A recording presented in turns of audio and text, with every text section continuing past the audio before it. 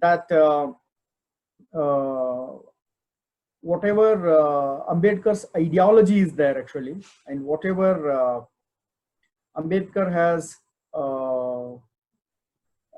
struggled all these in his years actually, and the same thing is being discussed, and a lot of discourses have been taken place all those years. And Ambedkar has rightly mentioned that education is one of the important element which one should have. Otherwise, we will not come to know, we will not get the awareness of the society and the status of the social behaviors of the individual unless we acquaint the education.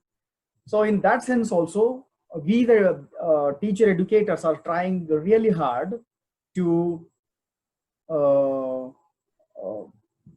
really understand how education can be delivered properly to the students, and how best the student teachers can be acquainted or well versed with the techniques, methods, and strategies of teaching, so that they can reach more and more to the students' community.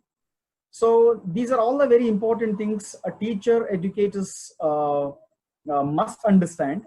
And the prospective teachers who want to become future teachers, they should also understand how our classrooms are, how this India has growing all these years since the independence, if we take, and how best teachers have to understand properly the students' abilities, competencies, their diversifiedness, and the differences between the different group of students.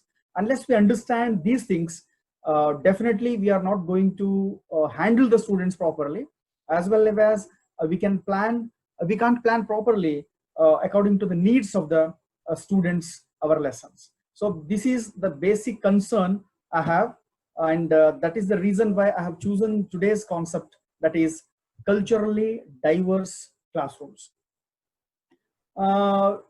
Normally we think that if you go to a classroom and handle the classes by taking a content, just the content is not only the important element which has to be understood, which has to be planned properly. It is also a very essential that how best the learners are having the competencies, how best they are ready to learn is also very important thing. Unless we know the teaching from learners' point of view, we cannot plan a perfect lessons, as we can say. And that is the reason why I have taken this concept. And as we all know that India is known for its diverseness. It is a multicultural society. I can say India is a very unique society, unique country, because we find a number of diverse elements which we may not find in other countries. We find number of cultures in terms of their religions, in terms of their languages, in terms of their race, gender, and many more.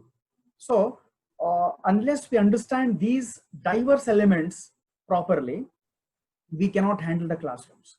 So that's the very intention of my presentation, and my sessions of this presentation goes something like this, like the culture diversity and cultural diversity we will discuss, we will come to know in detail in the beginning, so that we can understand better what diversity issues are prevailing in India. Then next, what areas or kinds of those diversities which will be impacted on the cultural diversity of the people, and how best the diversity and education are interrelated. Why we should understand being the scholars of education. And if you take the diversifiedness, how students are diverse in their learning styles, and even the intelligences are having in number of varieties, we have to understand those types of intelligences as well. And if we maintain this diversifiedness in the classroom, how best this diverse will help in the learning patterns also. We say it is a bad element which we should remove from the classroom. It is not like that. Even the diversifiedness is also very important for the learning patterns. We will discuss how these things will be helpful for students learning as well as for the teachers in understanding those elements. And even if you want to remove the diversifiedness, or if you want to overcome that diversifiedness, the inclusiveness is very important. So to understand what inclusive classroom is all about and how to convert the diversifiedness classroom into an inclusive classroom climate, we discuss those issues also. And at the end of the session, we will come to know the different learning and experiences patterns, so that we can plan well according to the experiences which we can give to the students' learning process. And at the end, I have brought some questions so that we can ask ourselves how best we are good in our teaching pattern when we consider the diversity of the learners. To begin with, as I rightly mentioned, that India is a very unique country which is known for the cultural diversity, because India is one of the most diversified country in terms of its multicultural societiness. In every, if you just go for just 40 kilometers or move just away 40 kilometers, you find a different culture where people talk different language, where people celebrate different facilities, and even their kind of culture also differs, their behavior differs. So such a diversified country, India, we find in the world. And the major religions which we can find in India, like Hindus, Muslims, Christians, Sikhs, Buddhists, Jains, and Zoroastrians. So almost all religion people you find in India. And even we have more than 4,200 languages. That is one of the big aspect for the cultural diversity. Even if you take the caste is also one of the important element which is diversifying the people, and even regions and race also. So these elements will really count into the diversification of the people in the culture of India. If you just understand the definition or meaning of culture, you will come to know what are the aspects which are included in the culture. Like culture is a very comprehensive concept which contains many of the sub-concepts like the values, beliefs, attitudes, languages, symbols, behaviors, customs of the people who are living in that particular area can be called as a culture. So hence, even the education can also be one of the element of culture, can be a part of culture. And the very important thing of culture is learned and shared. So we cannot bring the culture from the womb. When we take birth, we cannot bring that culture. Culture is always learned, and whatever we learn in the society, that culture can be shared. Hence we say culture is a very dynamic one, because it changes from time to time, from region to region. And culture normally learned in the beginning, normally from the family, because whenever a child takes birth, it learns, it observes, it pursues a lot of things from the family members. So naturally, the family members' culture will be learned by the child in the family, and then it goes to the school. It learns different cultures from the school. Sorry, yes, for the disturbance. The time is nearing. All the dignitaries, they reconnected the link. Shall I continue? The time is nearing, sir. So again, we have to reconnect. All the participants kindly reconnected this link. Different pattern of culture from the community as well. And not only just family, school, and community, the other organizations are like church, masjid, temples, library, fairs. From all those organizations and celebrations, a child learns culture. And if you just see this diagram, you will come to know it is like an iceberg. And the above part is normally, we can say that this above part is only visible like an iceberg in the sea or in the ocean. The beneath part is not visible.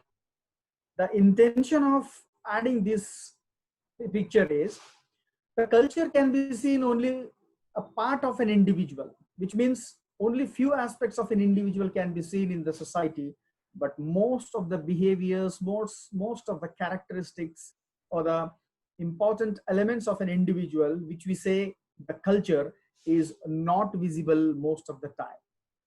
So that's a very important thing, which means everyone will be having a different set of behaviors in terms of culture, as we can say, and only few things can be visible outside. When time permits, when situation needs, we show the behaviors, we show a set of characteristics. To understand few of the aspects from India, because we are going to teach in the Indian classrooms, that's what our intention is, major. If you understand these things, we will come to know how our students are deviated, different from one another.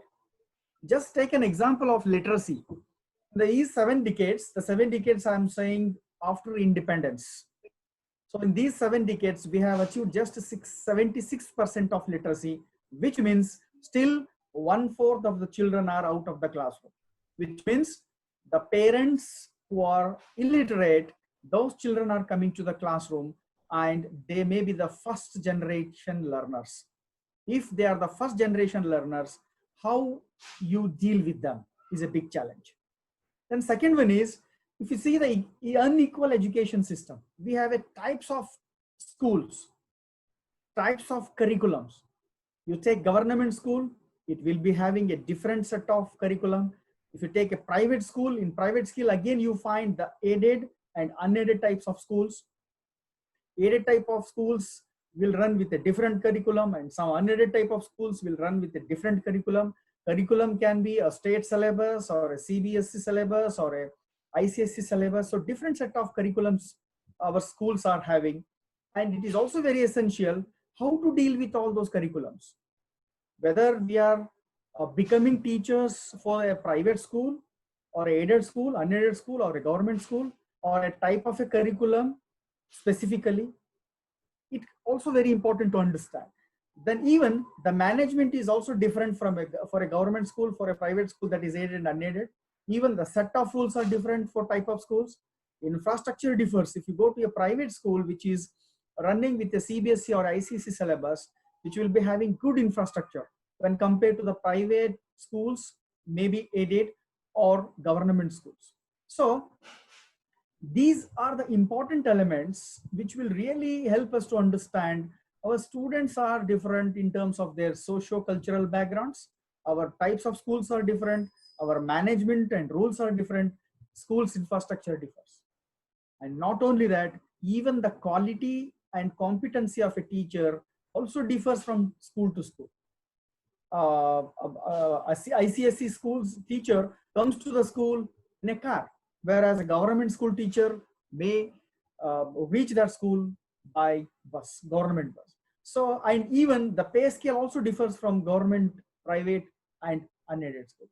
So like that, if you understand these differentiations or the segregation of schools, we will come to know how different our education system is. It is not unique. It is not same for all the students. And the very important thing we should understand is not only the literacy level or the education system, it is also very important that how best government is supporting. The Indian government is spending just 3.3% of its GDP on education, which is very less. Comparatively, other countries, Indian GDP investment on education is very less. We have to raise your voice to spend more on education, the GDP percentage. If we just compare the 2013 GDP, which was 4.6%, now it is reduced to 3.3% in 2018. It is an alarming element for all of us to think. And not only that, the children who come to the classroom in India, they are not healthy. The World Health Education Organization saying that Indian children are stunted. Stunted means lack of growth in terms of height as well as weight, which means if you take the ratio of world children, the height is also very less. Global, it is 22%, whereas India, it is 38%. So height is less among our children. And not only height, the weight aspect also. Global, it is just 13.5%, whereas Indian students lack about 35% of students less in their weight, normal weight. So which means students are coming to the classrooms with stuntedness, which means physically they are not fit to learn. So these elements will really help us in understanding how we have to teach, how we have to handle our students. We just go through some of the indexes like human freedom, 110th country in the world, total in 167 countries. Indian human freedom index is 110, which means freedom is not there in India, it is very less. Global gender index, it is 108. World inequality, it is 146, which means equality is less in Indian societies. And world happiness, it is 133rd position we are in 156 countries, which means people are not so happy in India. World peace, it is 137. People are not living with so much of peace in India. And human development, it is 131. Health, it is still deteriorated element, that is 154th position we are in the world, which means health is not so much given importance in this country, because only 1 rupee 80 paisa has been spent on individuals. So environmental issues, it is still alarming. It is 177th position in 180 countries. Indian environment is also not good. And world hunger rate, it is 103rd position in just 119 countries. So all these indexes will tell us that how backward India is in all these elements. If India is backward, means naturally our social stratas are much backward, and the students who come from those stratas to the school is a big challenge for all the teachers to handle them and teach them. And we should also understand that just 1% of the people are enjoying the wealth of 71%.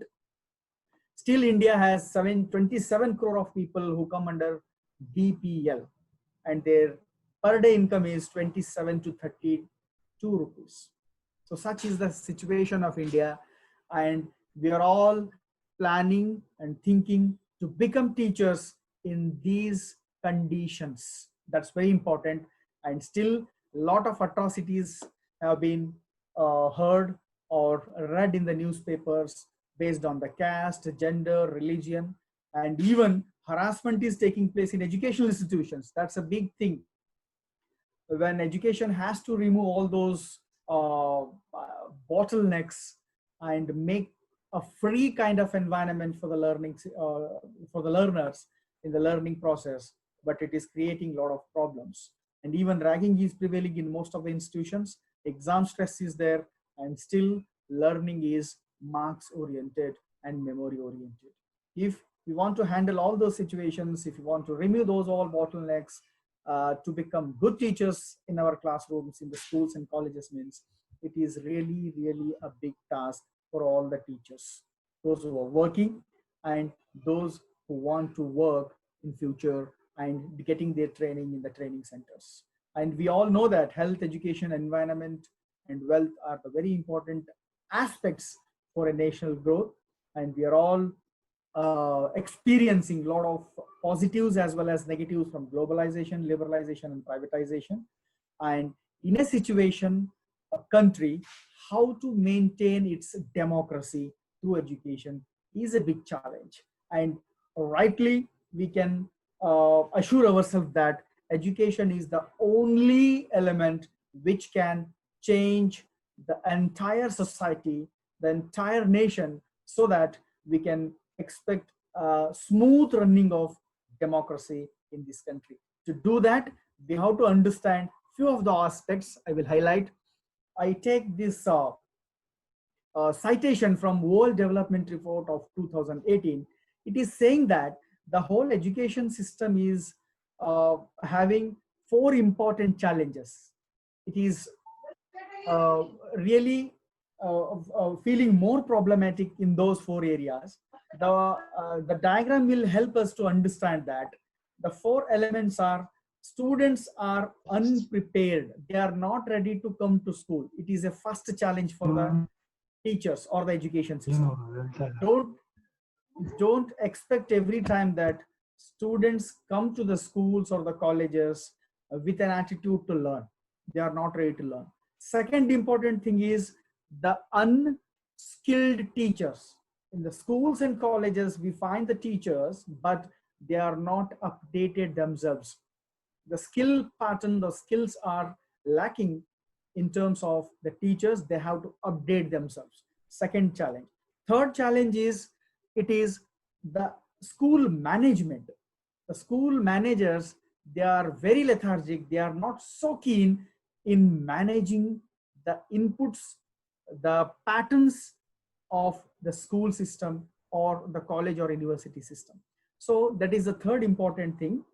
And the fourth important thing is the school inputs, which will be released by the government. Government is giving a lot of funds, but when it reaches to the schools and colleges, the quality of those materials or the margin of those materials will be reduced drastically when it reaches the schools. So these are the four important elements which are rightly mentioned by World Development Report of 2018.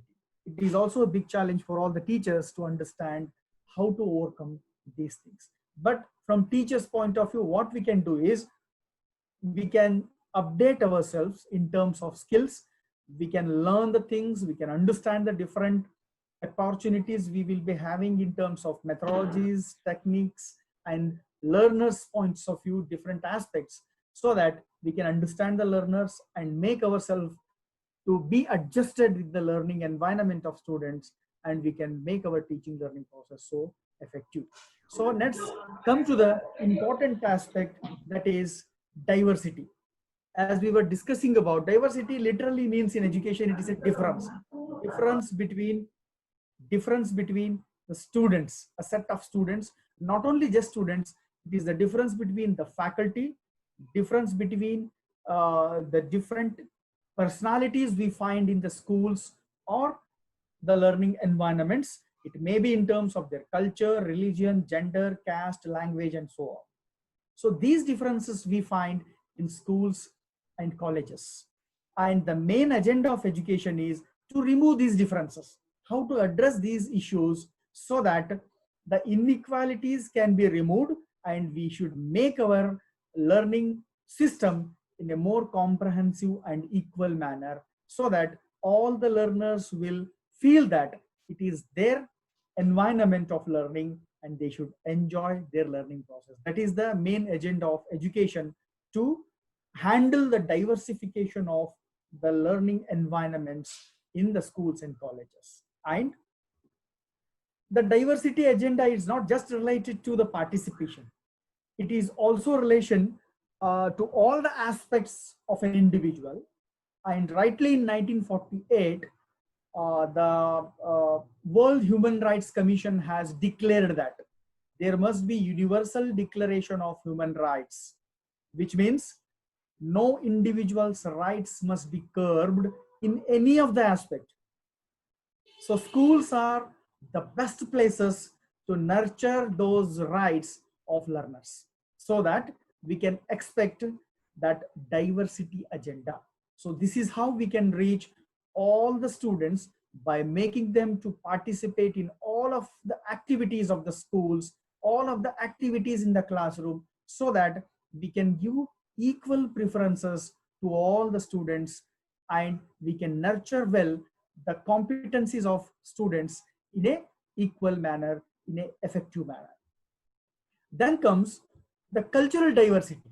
Yes, as I rightly mentioned already, that societies differ from place to place, people to people, religion to religion, and place to and region to region. So that is what the cultural diversity is. The range of different societies wherein the group of people behaves, the group of people shows different set of traditions, different set of rituals they practice, and different set of practices they follow. So this is how the cultural diversity is, and school is one of the important element in that cultural diversity. Think that in a particular area, school prevails means it has to understand what cultural aspects of that particular group is. So unless a teacher understands the cultural diversities of a particular group, the teacher cannot plan well for his or her class so that he can reach well to the students community in the classrooms. So that is a very important thing. And sometimes we find diversities in diversities. How it is? Yes, it is something like people from the same religion, same caste, same region are different. Different in terms of their socio-economic status, different in terms of their education level, different in terms of their individual experiences also. Which means in the same religion, in the same set of diversity, we find sub-diversified elements also. Don't expect that if a group of children are coming from the same religion means they must be having same kind of attitudes, same kind of abilities, same kind of competencies. Within that same group, the students or the group of children will differ in many of the aspects. So that is what diversity in diversity. And diversity has got many impacts on the number of things like the birth, death, health, illness, family, employment, and education. So naturally, the education process also got impact through the diversity aspects. And the education says that diversity is must for this era. The reason why is unless we address the diversity issues in the classrooms, our students will not be ready to handle the challenges of the global world. So to face the global world, it is very essential to face the diversity. So such models are very important in the classroom so that we can bring more inclusiveness in the classroom. So inclusive aspects are very important to be implemented so that we can understand more and more diversity.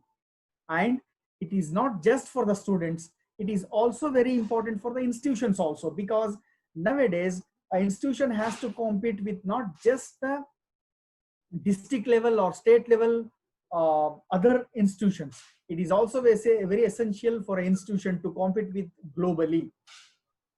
Think that an institution is running in Tamil Nadu means it has to compete with the institution running in Karnataka. It has to compete with the institution running in US also.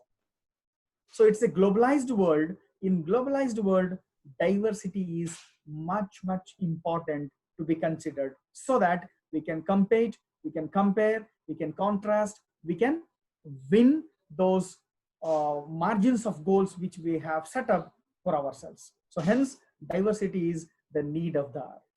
And diversity in education, they go hand in hand, because if you want to give a new kind of experience to the children means diversity counts a lot, because if you want to compare something means diversity is required.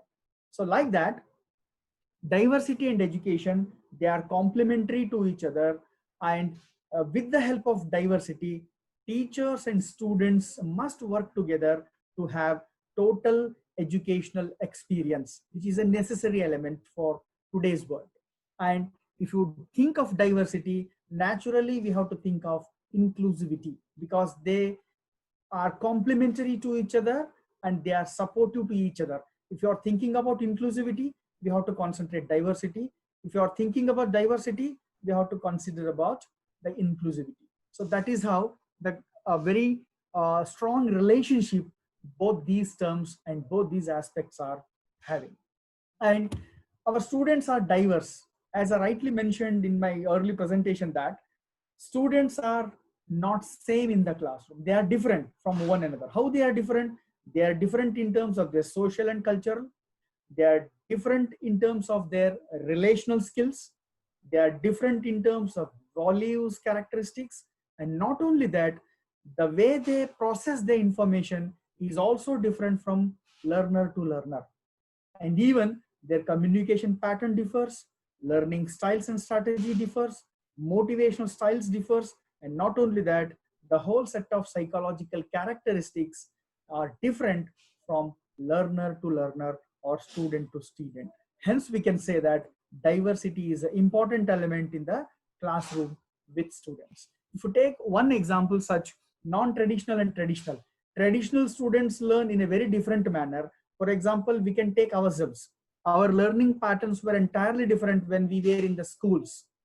And non-traditional, which is the current form of learners, learn in a very different manner. Traditional, they were very independent. Competition was the main element was there, and verbal skills were more oftenly used for the learning process. But now peer cooperation is expected. The performance is expected or assessed, not just the marks. Even the visual perception is very much important, and most of the teachers are using the charts, graphs, videos, and many more things, so that visually the content can be understood by the learners. So social interactions are also very important for present learning systems. So that is what the example we can quote as right now we are all sharing the information through a online platform. This is how we can communicate nowadays. So which means the traditional and non-traditional patterns of learning styles are entirely different. And even the gender is also very important aspect. Males learn in a very different manner than the females. Though in a single classroom we find male and female students, but they learn in a very different pattern. So these diversifications are also very important to be understood. And not only that, the learning pattern is also very important from the part of the thinking ability, how the learning and thinking takes place. We say it is sensory preferences, how sense organs will help us in receiving, perceiving, and understanding of the knowledge which will be provided by the teachers in the classroom. So we say the first type of learning and thinking style is sensory preferences. We have again three types of sensory preferences. One is the visual learners. Visual learners means these set of learners, they give more importance to the pictures, diagrams, textbooks, or the videos, because they give more importance for watching something. They watch more, they learn more. So those set of learners are called visual learners. And again, it has been classified into two types, like visual iconic, visual symbolic. Visual iconic means just they view it in terms of graphs, films, and images. But the visual symbolic learners are, they prefer the symbols like the written words or the mathematical formulas. So two set of visual learners we have. And the second type is auditory learners. These set of learners prefer most of the time talking and listening.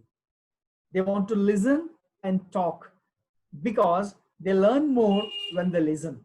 When they learn more and they reproduce something by talking to others. So such type of learners can be handled very well, making them to listen the lectures, making them to provide the opportunities for the discussions so that they can listen from others, as well as they can talk to the group of students or the peer group, so that they can learn better. So this set of students are called auditory learners. And third set of students are called tactile kinesthetic learners.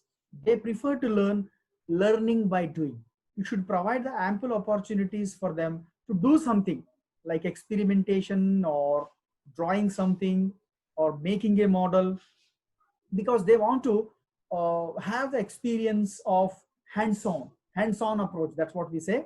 So hands-on approaches will be very useful for such type of learners, and they come under tactile kinesthetic learners. So three types of sensory based learners we have to understand, we have to classify them, then we can reach them very easily by having different set of activities in the classrooms. And the second different set is global analytical continuum. Global learners are there and some are analytical learners are there. The difference between global and analytical continuum is analytical learners always prefer to learn step by step. They don't want to learn the whole pattern in a single go. They want it to learn by step, but the global learners, they learn it in a whole pattern rather than step by step. So such learners are also very important to identify, so that we can give our activities according to their learning pattern.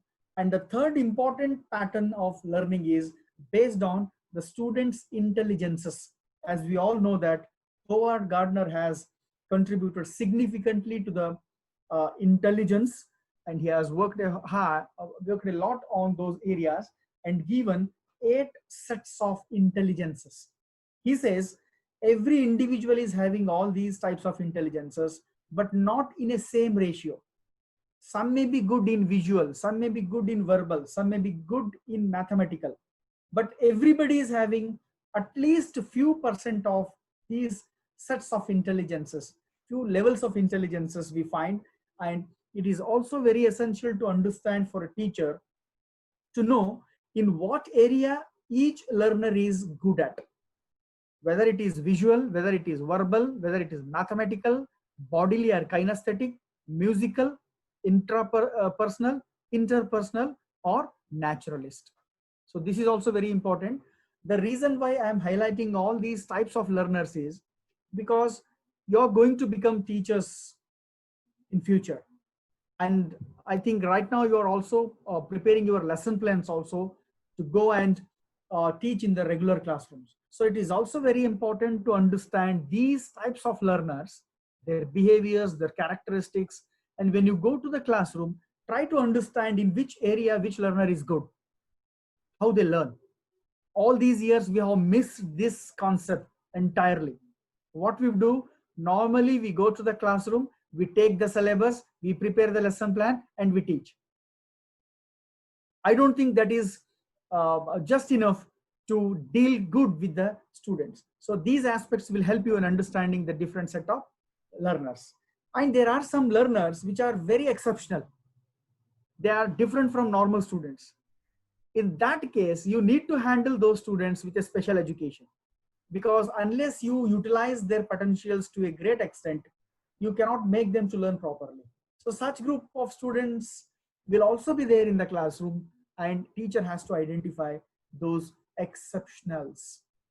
The exceptionals may mentally retarded students, developmental disability students, learning disabilities, intellectual differences. Some may be gifted, some may be talented, or emotional and behavioral disorder students will be there, visual impairment, hearing impairment, oral communication problems, and some of them may be suffering from orthopedic impairments. So these students come under special category. They are deviated from normal students. And other factors like gender, because girls learn in a very different manner than the boys. Boys perceive a teacher in a different manner than girls. So gender is also one of the important. There is a third gender also. We haven't considered all these years actually. See that whether in your classroom you find a third gender actually, is it? So how to handle that student is also very important. And even the racial, ethnic, cultural background students will also count, and socio-economic status. Rich students and poor students may also be there in your classroom, and see that how best you can handle those children. And these diverse learning experiences will benefit students. Research has been conducted by Eve Fine in 2005. How this diversity leads to benefits to the students. And he has found that in a diversified classroom, students' cognitive development has taken place to a greater extent, which means cognitive development takes place to very highly in a diversified classroom. And not only that, students' intellectual growth improved a lot with academic skills, which means diversified or diversification elements are very important for all the learners, not just a group of learners. It is for all the learners to grow, to develop themselves in terms of different competencies, as we can say. And even their critical thinking ability is also improved over a period of time in a diversity classroom. And special needs students are, do we say that actually one who is not special in terms of any of the respect in the classroom? every individual is unique as well as special. So hence, all the children, all the students we find in the classroom are special. But it is from the teacher's point of view to understand how or in what aspect a child is special. So unless we understand that speciality of an individual, we cannot provide the special needs to the children. So understanding the individual's speciality is quite important for a teacher so that he can plan the teaching according to the need and availability of the resources which are there in the schools and classrooms. And here are few of the guidelines with the special needs learners. What to do by the teachers? Teachers have to modify their materials. See that normal material is not enough to reach all the students.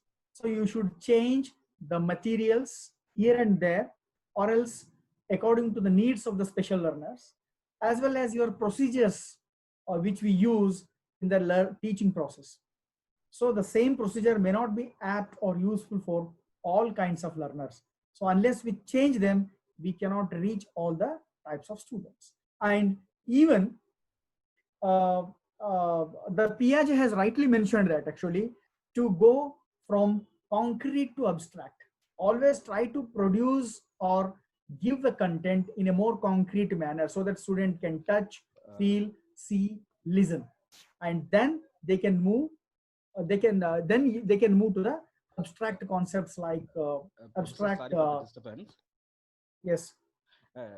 The closing time is nearing. Okay, just how much time is left? No, 3 minutes there. Okay, shall we get into one more time? Okay, just okay, few. Okay, carry on, sir. Okay. Okay, just if it will end means you shall go to the next session also. Okay. Just 10 minutes is enough. Okay. Continue. Okay, so that is very important thing. So be aware of everything from the learner's point of view, maybe in terms of their frustration, there be in terms of their anxiety, maybe in terms of their motivation, and maybe in terms of their ability to do the work. So these are the important things. If you understand properly, definitely we can reach all the students in the classrooms. And that's how the culturally relevant teaching can be produced in the classroom. So planning is very important, and planning requires the basis of students' learning abilities, learning styles. And gender biasness is also one of the important elements for diversification. As I rightly mentioned, that in the same classroom, by the teaching of same teacher, each learner will not learn in the same fashion. The learner's learning ability differs from one another because of their learning ability. And even if you take the gender also, girls and boys, they learn in a different manner. And a research has been conducted by Sarkar in 1994. He says that girls perform equal or sometimes better than the boys in the school. But when they enter into the graduate high school or college, their performance fall behind from the boys. So which means the age level as well as the learning level or the competencies of the learner differs from gender to gender. Boys learn in a different manner, girls learn in a different manner. And the very important thing for a teacher is every learner is having a comfort zone. And see that, try to enlarge that comfort zone of each student. Unless students feel that teacher is helping him or teacher is a very good helping hand for one's learning process, the learner will not come out of that zone. So try to enlarge the comfort zone of each and every learner so that they can come out of it and ask you, discuss with you, discuss with the other group of students and learn better. This is also very important for the teachers to do. And a culturally inclusive classroom is one wherein a teacher should recognize, appreciate, capitalize on the diversities of each learners. Try to recognize everything from learners. And even how to develop those personal contacts with the students is important. unless a teacher having good contact with the students, learner will not learn in a better manner. Many of the times we think that just teaching is enough, not to make good contacts with the students. No, it is not like that. Personal contacts making is one of the important element of a good teaching, because there must be good rapport between teacher and students. Once the students start loving you, once the students start respecting you, once students start feeling that you're working good for them, they will not learn in an effective manner. So the making personal contacts, developing good rapport between you and your students is important aspect for inclusive classroom. Still we have time.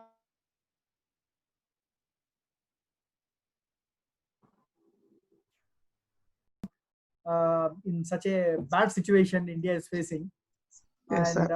on a specifically good day, on the birth anniversary Sir. of Dr. Babasaheb Ambedkar. And Yes, sir. I wish you all the best to the teaching fraternity, who are really working hard to chisel and mold your students to become good Yes, sir. teachers for this country. Thank you, sir. Professor, Thank you very much. Professor, thank you, sir. Your the teaching is very useful and informative, sir. Thank you very much for accepting my invitation and for the learning online classes, sir. I would like to I would like to thank for Jerlin, Dr. Jerlin Fimin ma'am, and Shilpa ma'am, and Daji, Shadi Banu, and other colleges of Sendil Raja, Principal Sendil Raja, and Purushotman, and all my students and professor. Again, one and all, thanks to you. Okay, thank you. So which means from 3 different states, we are all gathered here, isn't it? Karnataka, Tamil Nadu, and Kerala. Yes, sir. Yes, sir. Okay. So nice of you. Huh? See you all. Thank you, Bye. students. Thank you.